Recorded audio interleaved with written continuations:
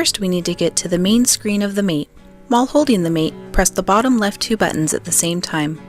From this screen, you have the options of Summary, Status, Setup, and Advanced. Select Advanced.